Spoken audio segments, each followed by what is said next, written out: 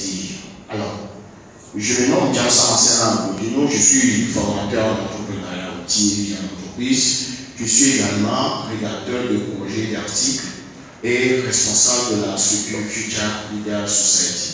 Mais comme la coutume l'exige, je partage ce panel avec mon frère du Niger qui va se présenter aussi. Merci. Donc bonjour à toutes et à tous. Donc moi c'est Issoufou Salah Diallo Saba. Donc je viens du Niger. Et en dehors de ma fonction de magistrat, je suis également le président de l'association Libre Afrique du Niger. Puisque les statuts portant loi sur le statut de la magistrature me permettent également de militer au sein des structures de la société civile qui cadre avec notre statut s'agissant des droits humains et tout ce qui s'ensuit. Donc il n'y a pas d'entrave à ce que je puisse continuer à mener les activités que je menais depuis des années déjà. Donc voilà, donc on va co-animer cette thématique avec mon frère du Togo. Merci. Bon frère, c'est un plaisir parce que je me sens soulagé qu'au cours de cette communication, on va entendre deux voix. Deux voix égale deux expériences. Deux expériences égale deux vécus. Alors, on suit ensuite. Alors, une petite introduction pour démarrer. Depuis le début de l'année 2020, le continent africain est globalement touché par la nouvelle pandémie qui secoue le monde. La zone ouest africaine, celle qui nous abrite géographiquement, n'en est pas de reste. Ainsi, quels sont les impacts du Covid-19 sur les jeunes dans cette sous-région? Au suivant, s'il vous plaît. Alors, nous ne pouvons pas parler de Covid-19 sans parler des impacts. Et nous ne pouvons pas aller sur le plan sanitaire ou médical parce que ce n'est pas notre domaine. Mais nous, en tant que jeunes, d'autant plus que cette image-là doit vous faire plaisir, nous sommes des jeunes venus du Togo et du Niger. Nous sommes devant vous aussi, jeunes comme nous, pour vous entretenir sur certaines choses et dans l'humilité, nous ne savons pas plus que vous. Alors, les impacts négatifs, selon ce que je comprends, c'est quoi? Nous voyons l'apparition de beaucoup de choses depuis le Covid-19. Il y a le confinement, il y a la quarantaine, il y a le respect strict des mesures barrières, ce qui fait que beaucoup d'entre vous ont porté des cache-nez. Il y a le gel à côté qui va également nous servir dans cette histoire. C'est apparu des choses qui n'existaient pas avant, mais qui font immédiatement leur apparition. Mais ça ne s'est pas arrêté là, ça a continué. On était pauvres avant, en tout cas pour ceux qui étaient riches. Et entre la pauvreté, il y a de nouvelles habitudes qui sont arrivées où les jeunes sont obligés maintenant de faire face à ce que j'appelle la résilience, qui par définition est la capacité d'une personne de se projeter dans l'avenir en présence d'événements déstabilisants, de conditions de vie difficiles, des traumatismes, etc. Qu'est-ce que je voulais dire par là? Les gens n'étaient pas bien dans leur peau quand le Covid est arrivé, surtout pour les entrepreneurs. Beaucoup vivaient dans la précarité et puis, à un moment donné, il faut un ralentissement d'activité parce que tantôt on ne peut pas sortir, tantôt il y a des coups-feux dans certains pays, tantôt on vous dit de ne plus saluer votre collègue, tantôt on vous dit de faire, le roulement dans le travail où certains viennent le matin, d'autres viennent le soir. Conséquence, l'économie. Conséquence, les finances. Nos finances se sont enrichies. Ensuite, il y a la cessation d'activités génératrices de revenus et la fermeture des lieux d'activité qui ont plongé les jeunes dans un désarroi total. Vous allez apprendre qu'en France, je pense ce pays, en temps de Covid, où beaucoup sont obligés de rester chez eux sans sortir, et dehors, il y a les forces de sécurité qui veillent au grain. Vous aurez pu entendre qu'il y a certains qui se suicident parce qu'ils ne sont pas habitués à cette vie où il faut rester seul dans les 4 murs, où il faut se regarder en face. Il y a d'autres phénomènes qui se sont posés avec cette histoire de Covid-19, puisque ce n'est pas dans nos habitudes de rester tout le temps dans nos coins.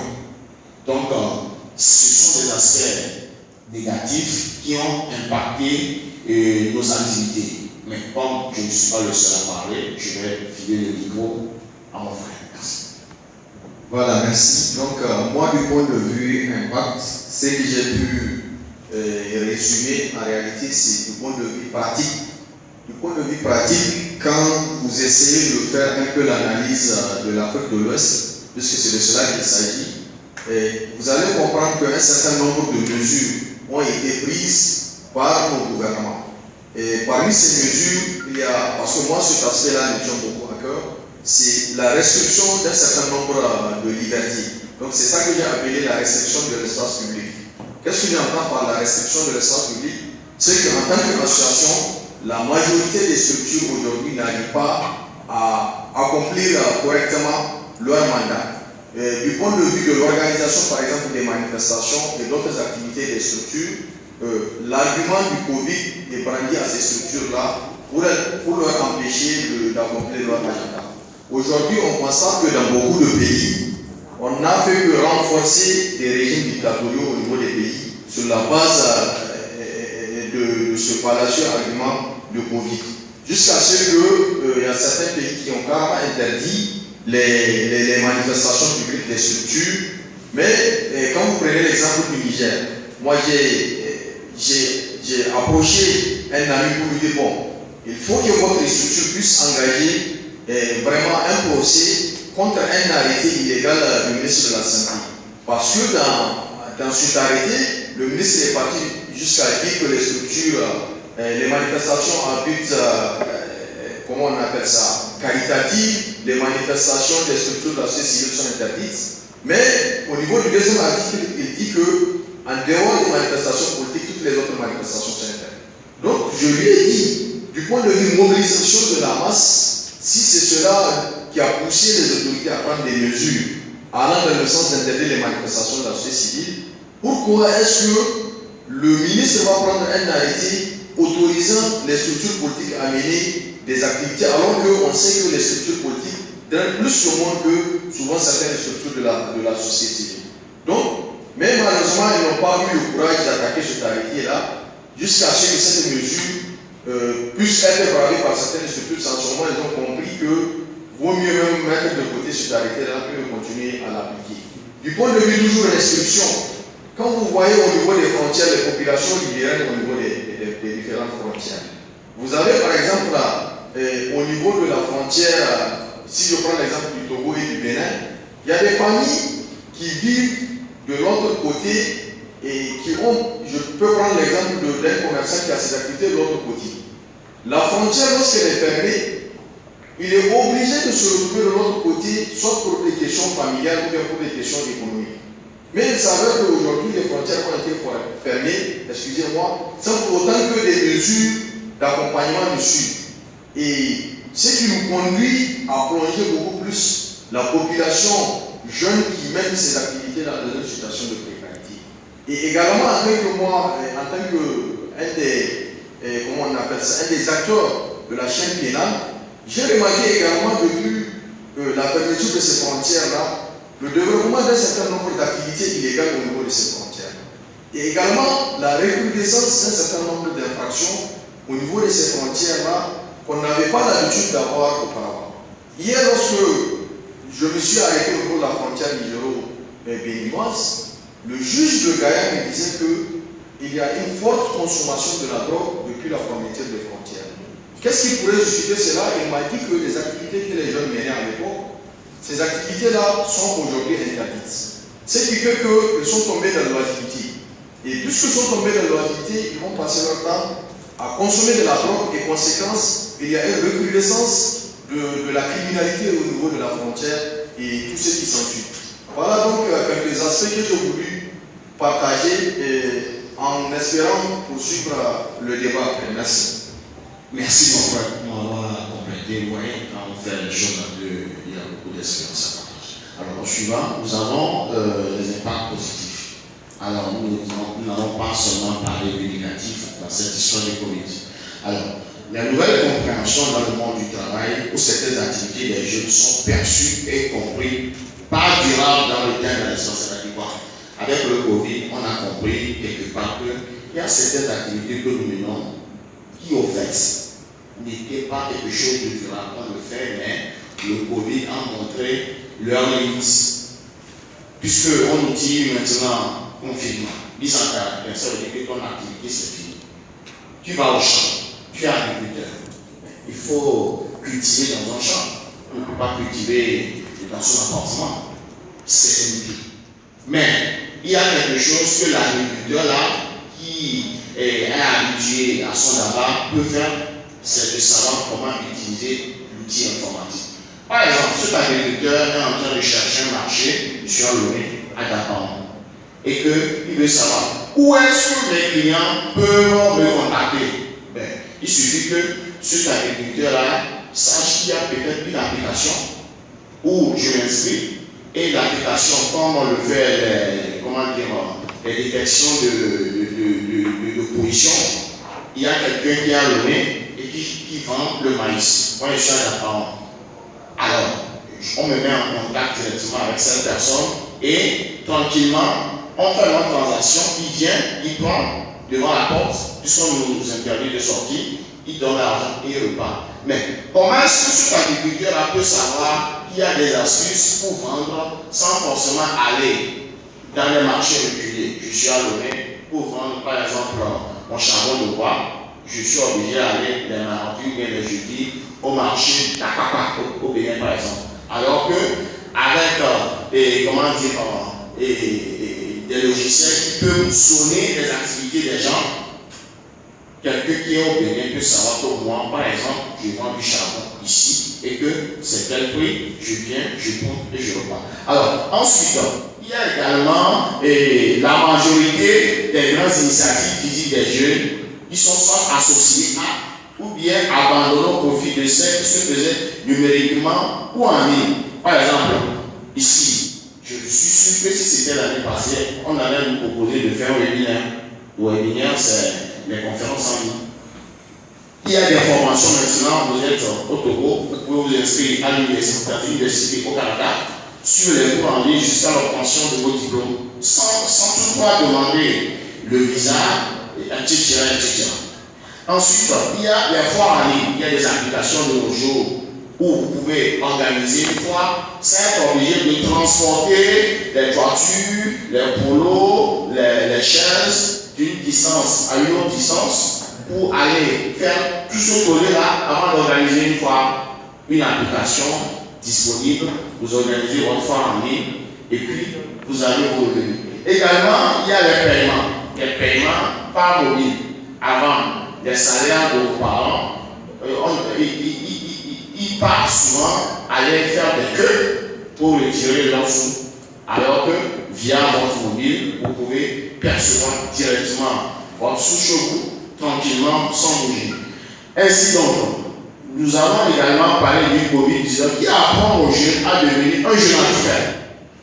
Au bureau, on nous interdit de ne plus aller de façon physique pour travailler. Je sais que pour faire mon travail, j'ai besoin de la secrétaire, j'ai besoin de l'informaticien, etc. Mais moi, je vais installer chez moi le télétravail.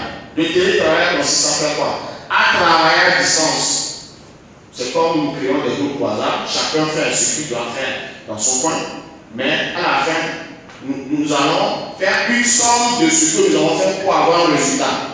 Donc, le jeune, en temps de Covid, a appris à travailler tout seul. C'est-à-dire, la même personne est obligée de faire les saisies, la même personne est obligée de communiquer, la même personne est obligée de comptabiliser les choses, la même personne est obligée de faire autre chose que lui seul ne pourrait pas faire avant, puisqu'il s'était entouré d'une équipe où il y a plusieurs fonctions. Alors, mon frère, qu'avez-vous à dire de plus?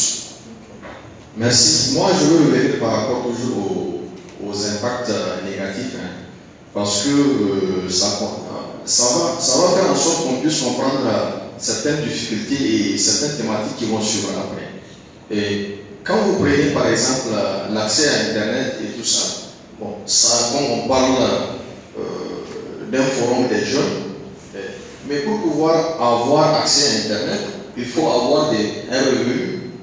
Et pour avoir un revenu, il faut avoir une activité qui puisse générer cet argent-là pour acheter Internet.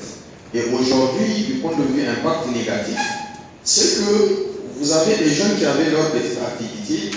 Ces activités-là ont été carrément interdites. Alors que certaines activités des grosses firmes continuent toujours de tourner.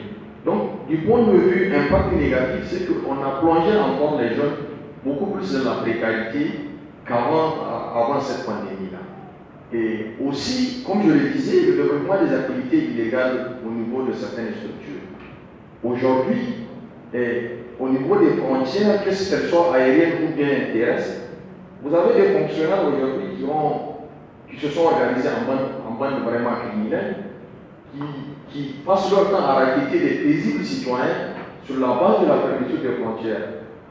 Parce que dans certains pays, les gens n'ont pas conscience que les frontières aériennes sont ouvertes et ailleurs, que ce soit les frontières aériennes, mais aussi terrestres, elles sont ouvertes. Donc les gens continuent de payer le prix de cette pandémie-là qui leur est brandie pour pouvoir les raqueter. Hier toujours, parce que moi je parlais de façon pratique, pendant que j'étais assis à la frontière nigéro-béninoise, j'ai observé que les fonctionnaires nigéro-béninois passent leur temps à vendre des cachinets aux passagers, alors que ces mêmes passagers ont déjà leur cachinet en descendant du bus ou bien en descendant de leur véhicule personnel. Ce que j'ai trouvé vraiment, comment on appelle ça, désagréable, jusqu'à ce que j'étais obligé de rentrer dans le bureau des responsables de la police nigérienne et béninoise pour leur donner écouter.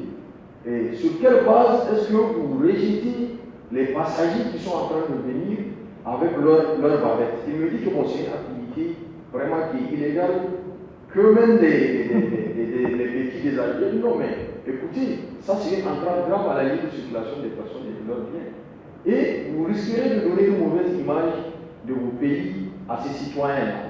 Et la conséquence, c'est que plus on pousse les citoyens à une situation désagréable, plus ces citoyens-là se sentent désengagés du point de vue ses liens avec ce pays-là.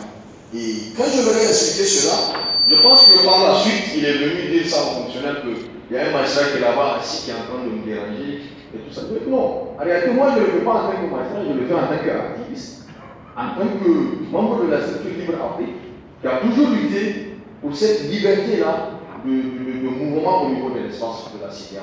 Et je lui ai fait remarquer également que la frontière nigéro-béninoise est ouverte. Jusqu'à preuve du contraire, c'est une frontière qui est ouverte. Donc, un certain nombre de comportements ne doivent pas être observés au niveau de ces frontières. Donc, c'est pour dire que nous, en tant que structure de jeunes et de la société civile, on a vraiment du travail dans ce contexte de Covid.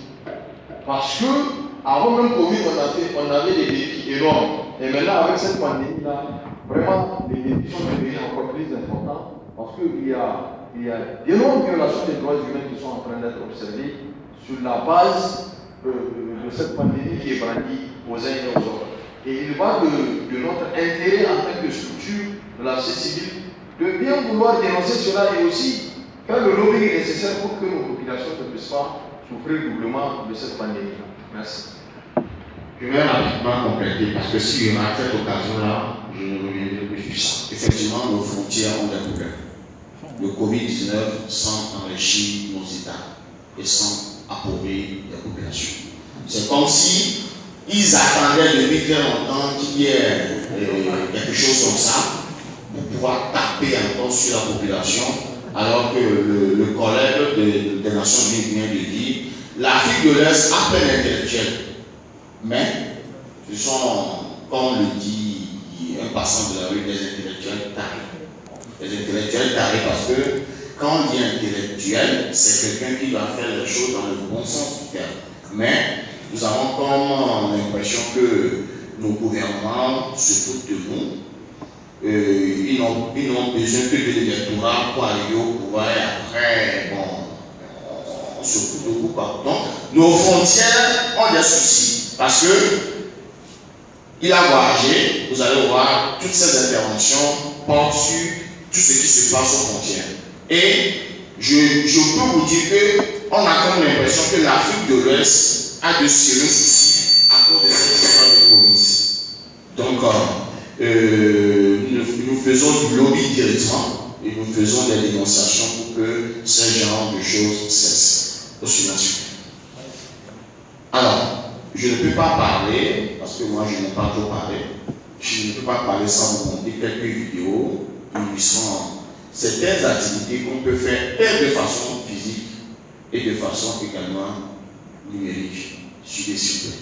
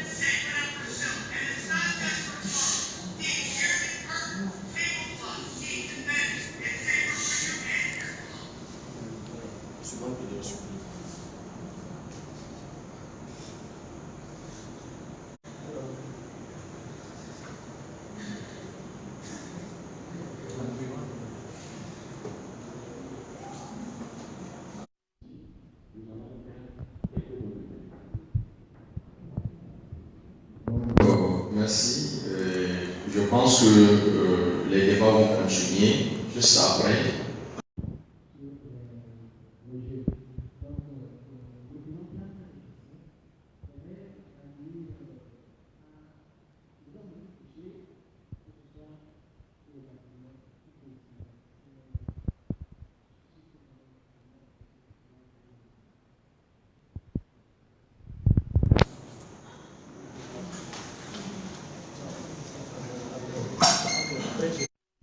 Vous entendre, lui spécialement, et revenir sur la question justement parce que nos États parlant du vaccin disent que c'est fortement recommandé. Mais dans leur façon de faire, dans leur comportement, on sent qu'ils sont en train de rendre ça obligatoire. Vous sentez qu'on sort des communiqués qui disent que ceux qui n'ont pas été vaccinés n'auront pas leur paye à la fin du mois. Ceux qui n'ont pas été vaccinés ne pourront pas avoir accès à tel ou tel endroit. Alors qu'en réalité, ce vaccin même qu'on est en train de nous injecter ou de nous brandir n'est même pas reconnu ailleurs. Entre-temps, on était dans AstraZeneca. Bon, je prends le cas du Togo parce que c'est du Togo que je suis. On nous a parlé d'AstraZeneca. Après, on a quitté AstraZeneca qui n'est pas reconnu de l'autre côté. On est dans Pfizer ou maintenant dans Johnson et Johnson. Peut-être qu'après on sera dans Gatier. Oui. Il y a aussi Sinovac. Il y a beaucoup de prix.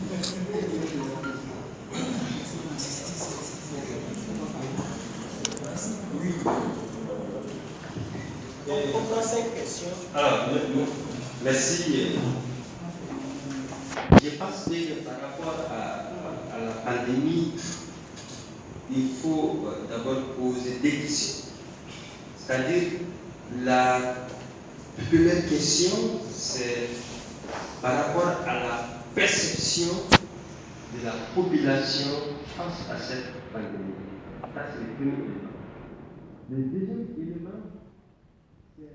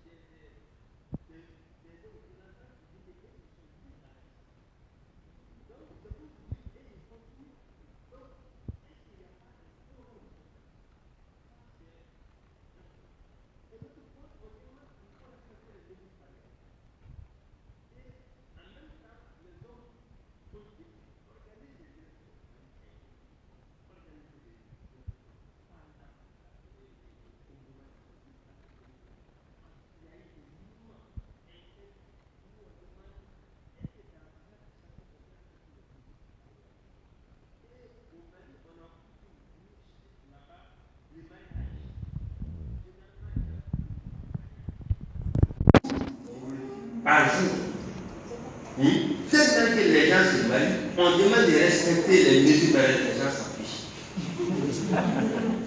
Et dans les banques, ils vont non, moi je ne touche pas de gazon de vie, il faut faire ceci. Dehors, ils vont prendre des motos, taxis pour aller à la maison. Mais j'ai dit, c'est la contradiction totale. C'est la contradiction totale. Donc, la situation actuelle, en Afrique, on est dans les secteurs informels. Chacun cherche, en tout cas, on est dans la stratégie de survie. Comment vous demandez à un mototaxi ici au Togo ou même ailleurs de respecter les mesures barrières, ça, en tout cas, il vit de ça. Il ne va pas respecter, c'est partout. Comment on peut demander à des taximans de respecter, à des transporteurs? Donc je pense qu'il y a tout un questionnement qui se pose par rapport à la population elle-même.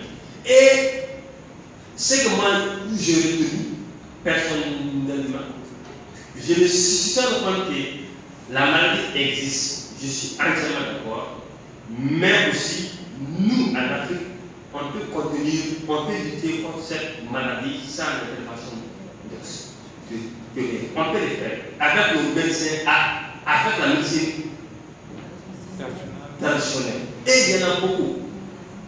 En venant ici, j'ai vu des arbres partout, j'ai dit, mais vous ne pouvez pas. Parmi ces arbres, il y a des médicaments qui peuvent lutter comme ça. Mais je me suis dit, bien sûr, s'il y a en tout cas une évolution par rapport à la médecine, on a des facultés de médecine qui peuvent transformer ces arbres. C'est une évidence. Et au Cameroun, ça a été le cas. Au Burkina Faso, la même chose. Au Mali, au Madagascar, partout. Donc je pense bien que la pandémie, comme ils l'ont dit, moi je suis entièrement d'accord avec eux, mais il y a une dimension politique là-dedans. En tout cas, cette dimension politique est un moyen pour limiter en tout cas l'évolution de l'Afrique par rapport à ça. C'est-à-dire, je parle des médecins africains, je parle des chercheurs africains. Donc si ces chercheurs essayent en tout cas c'est-à-dire d'être indépendants par rapport à ces questions, ils peuvent nous amener des vaccins qui ne sont pas de l'Europe, qui ne sont de nulle part, mais qui viennent de l'Afrique. Je vous remercie. Ok, mais n'oublions pas que le thème ici, c'est l'impact sur la jeunesse. C'est le thème qui a fait l'objet de la communication. Nous tous nous savons que derrière, il y a tout un tas de choses qui sont là. Mais ce que nous sommes en train de voir ici, qu'est-ce que ça a fait? Quel coup ça a apporté à la jeunesse actuellement par rapport à ce forum? Quel est l'impact de cette pandémie sur ce forum? Moi je sais que la pandémie a eu un impact sur ce forum. Un grand et lourd impact. Un exemple, le premier financeur qui avait financé la première édition, ce qu'il a dit est notamment qu'il y a pandémie, on ne finance plus. Je sais. Donc c'est de ça que nous sommes en train de parler. Quelqu'un veut lever la main.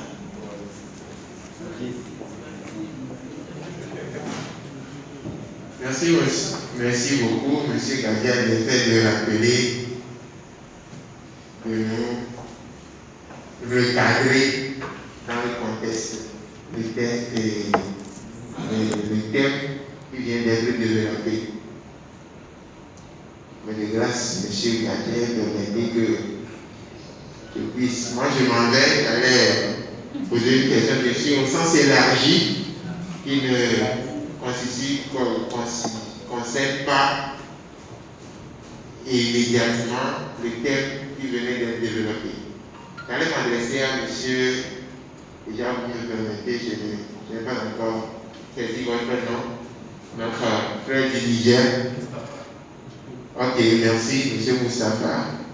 Et quelle est la position du gouvernement nigérien par rapport à cette vaccination contre la COVID-19? Parce que déjà, nous sommes contraints, vous convenez avec moi, mon frère Marien vient de le dire,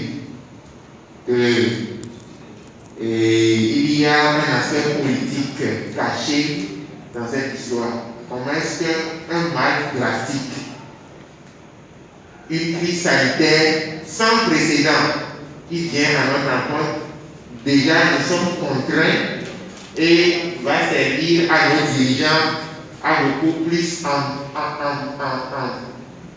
amplifier leur politique. Je ne comprends pas. Entre-temps, de l'autre côté de la politique de l'art, nous avions appris ici à Lomé, dans la commune, spécialement commune Golfe 5, il y aurait le maire, un monsieur dont j'ai l'information très zélée dans la politique d'ailleurs, qui aurait adressé une note pour obliger les fonctionnaires, les employés de la mairie commune Golfe 5 à percevoir les salaires sous présentation de la carte de vaccination enregistrée. Et les médias se sont levés tout de suite pour, c'est-à-dire qu'il y a d'autres organisations de la société civile comme la Voix, MMK, la Voix des sans-voix, pour lui demander non de. Et après, il s'est. Mais qu'est-ce que c'est affaire-là? Actuellement, même dans nos institutions universitaires, ils s'avont jusqu'à obliger nos frères, les étudiants, à se vacciner pour percevoir leur tranche. Alors, qu'en est-il chez vous, M. Moustapha? Merci. Partagez-le avec nous. En tout cas, merci beaucoup. L'essentiel, c'est de tout faire pour qu'on ne s'éloigne pas du terme. Est-ce que ces mesures ou ces constats que nous venons de faire ont eu comme impact sur la jeunesse? Je reviens toujours là-dessus. Si on a dit avant d'aller prendre nos salaires, il faut avoir la carte de vaccination, quel impact cela a eu sur la jeunesse?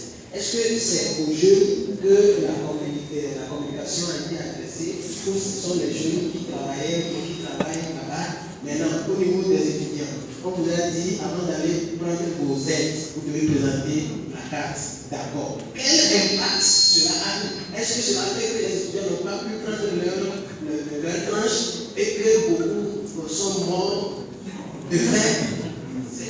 En fait, c'est à cela qu'on veut aller. Merci, cher ami Gadget. Merci surtout de nous avoir recadré parce que je pense que nous sommes tous des jeunes et nous devons nous concentrer sur la thématique donnée. Il y a un fait, ne dépassons pas ou ne gaspillons pas le temps inutilement. Je pense que je fais partie d'une association et la COVID a véritablement impacté nos activités. Lorsque vous organisez une formation, j'ai organisé deux formations de suite. J'ai organisé 2 formations de suite et je n'ai pas pu mobiliser 5 personnes pour suivre ces formations. Ce qui voudrait dire que la COVID a tué là où je peux trouver de l'argent. Ouais. Et donc, qu'est-ce qu'il faut faire en tant que jeune pour sortir de la COVID ou bien pour vivre avec? Je pense que c'est cette réflexion-là, merci. Ma voix porte, n'est-ce pas? Oui, c'est cette réflexion-là qu'on doit mener. Et je pense que nous devons aller vers la vaccination. Si c'est la solution pour sortir de la situation, nous allons vers la vaccination où nous respectons déjà les mesures barrières que les politiques ont établies. Donc ma solution aussi, mes 2 questions seront de savoir quelles sont les opportunités que la COVID nous présente en tant que jeunes, que nous devons saisir. Deuxièmement, quel engagement tous les jeunes naturellement pour sortir de cette crise. Merci. Là, vous avez des questions. La deuxième. Quel engagement les jeunes peuvent prendre pour sortir de cette pandémie? Quel engagement les jeunes peuvent prendre pour sortir de cette pandémie? Bon, ça fait ça fait beaucoup de choses. Ça veut dire une personne pose deux questions, une personne pose deux questions. Ok, bon, ce qu'on va faire, il y a deux. On répond d'abord. Bon, il faut répondre et on va revenir à une autre session.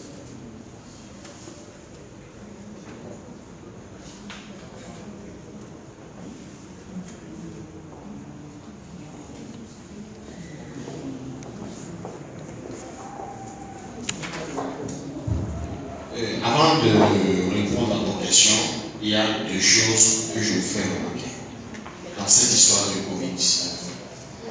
Si vous observez bien les choses, selon moi, et ça n'engage que moi, il y a deux facteurs qui nous ont dérouté de cette histoire de Covid en Afrique.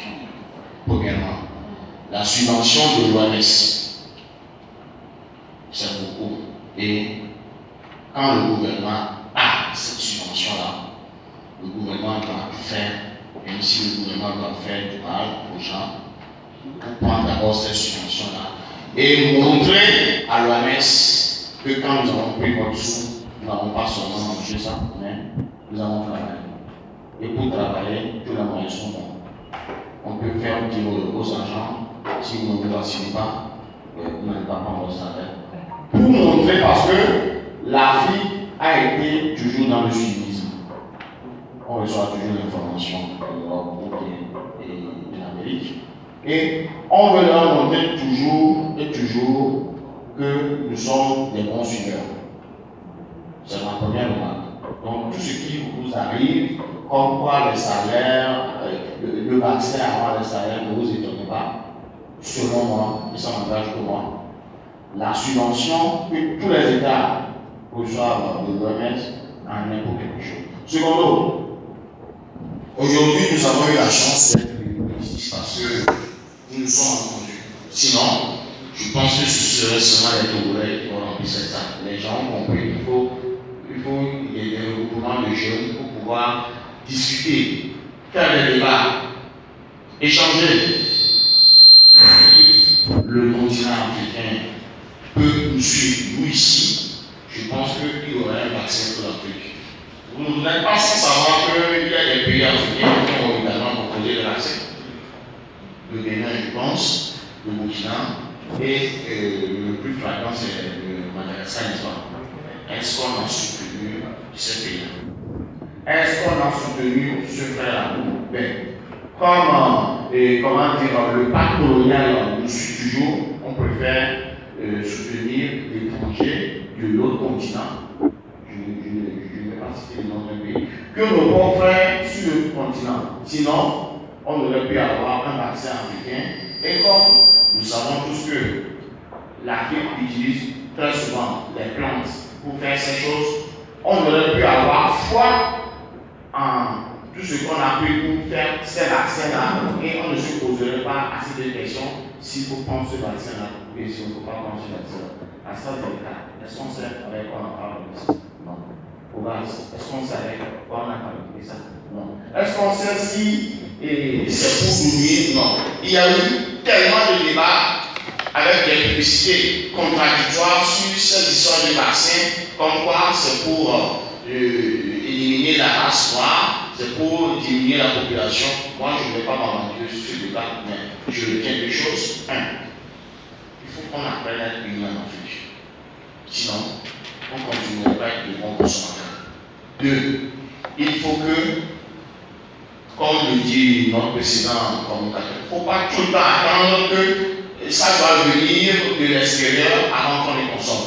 Voilà pourquoi la subvention, selon moi, et je défends toute cette chose, la subvention a fait du mal aux gens parce que quand les blancs vous donnent l'argent, c'est pour que vous l'utilisez et vous devez prouver comment vous allez utiliser ça.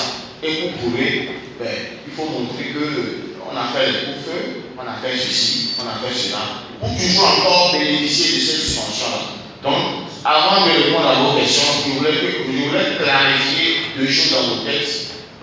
Le problème du Covid, c'est mal géré en Afrique, et l'Afrique en a quelque chose. Bon, je vais remettre le micro à notre. Voilà, merci. Donc, je vais essayer de répondre aux 6 questions qui m'ont été posées. Et la première question du frère, par rapport à ma position par rapport au vaccin. Si on veut vraiment parler du point de vue légal, on ne peut pas rendre le vaccin obligatoire pour pouvoir accéder à un droit. Et déjà la Cour européenne des droits de l'homme a déjà répondu par rapport à cette question, où la France à un moment donné voulait imposer aux entreprises la présentation du carnet de vaccination pour pouvoir accéder à sa pays. Donc du point de vue légal, le fait de brandir l'argument de vaccination pour pouvoir accéder à un droit, c'est vraiment une violation du droit, d'un droit fondamental, notamment l'intégrité, le respect de l'intégrité du corps humain. Mais du point de vue, comment on appelle ça, politique publique interne, l'État peut demander à ceux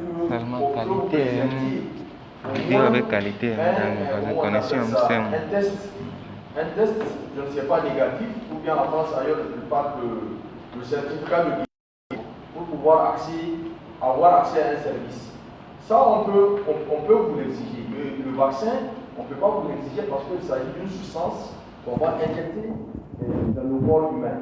Et je vais vous poser également une question par rapport à un certain nombre de vaccins que nous avons accepté quand même qu'on nous les injecte, mais ça pour autant qu'on ne sache réellement leur contenu. Aujourd'hui, qui est-ce qui connaît le contenu du vaccin de la fièvre jaune? Vers vraiment, comment on appelle ça, vers cette perception diabolique de tout ce qui vient de l'Europe peut nous nuire, pas forcément.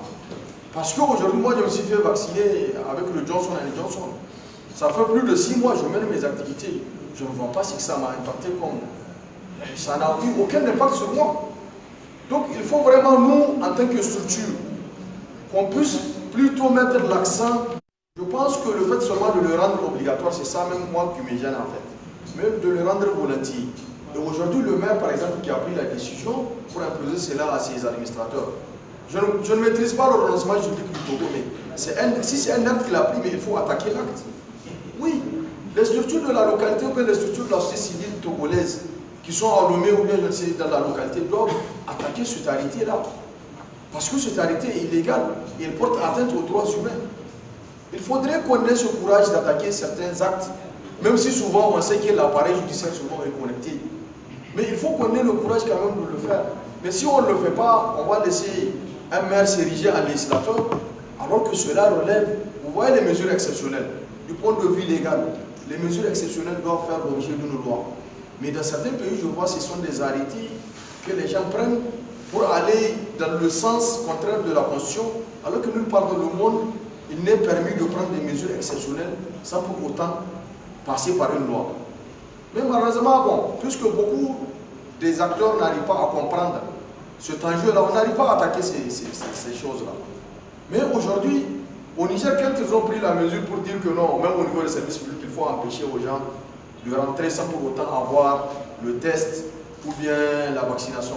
Quand les gens sont venus même vouloir vacciner les magistrats au niveau du tribunal de grande instance, hors classe de Niamey, nous on a posé une seule question à la dame, avec le fameux AstraZeneca, là, parce que là aussi, les gens se sont posés des questions, donc nous aussi on a le droit de se poser ces questions-là. On a demandé à la dame, qu'est-ce que vous allez nous injecter? Dans un premier temps, elle ne savait même pas le vaccin qu'elle allait nous injecter. On lui a demandé, est-ce que si on se vaccine, ça va protéger les autres? Elle dit, elle ne sait pas. On dit, bon, si c'est ça, donc vraiment, elle n'a qu'à prendre ses effets et aller ailleurs, quoi. Parce que ça, c'est au moins des questions que tout patient averti va se poser avant de se faire vacciner. Donc, est-ce que vous voyez? Et donc, du point de vue vraiment légal, l'acte de ce maire-là doit être attaqué. Il faut que les jeunes qui sont dans ces localités-là puissent attaquer cela. Si également le recteur a pris une note pour dire que les étudiants ne peuvent pas avoir accès à leur bourse ou à leur aide sociale, je ne sais quoi, mais même ça devrait être attaqué. Parce que c'est illégal que vous posiez que vous puissiez aujourd'hui, à l'état actuel de nos législations, imposer la vaccination pour que quelqu'un puisse avoir accès à sa paye ou bien à sa bourse. Et le fait que l'étudiant ne puisse pas se faire vacciner, mais regardez l'activité que ça risque. Les gens vont faire du faux. D'ici peu, vous allez voir une activité criminelle de livrance de carnet de vaccination qui va se développer dans notre pays. Voilà, ça va se développer et ça va faire en sorte que les gens en réalité ne vont pas se faire vacciner, ils vont se faire dépister et ils vont présenter juste pour rentrer dans leurs droits. Donc je pense qu'on a une lourde responsabilité d'attaquer ces arrêtés ou bien je ne sais circulaires pourquoi, parce que je n'ai pas vu le contenu, pour pouvoir restaurer la légalité au sein de nos pays. Et c'est cela notre travail en réalité. Parce que lui, le pauvre citoyen, ne pourra pas comprendre cela. Mais nous, en tant que structure des jeunes, il faut qu'on le fasse. Parce que vous imaginez aujourd'hui le jeune étudiant qui n'a pas accès à sa bourse. Dans quoi est-ce qu'il peut se retrouver? Vous voyez? Il peut se retrouver comme dans ce que je vous racontais à la frontière bénino-nigérienne, où il y a une recrudescence de la consommation de la drogue et des activités criminelles.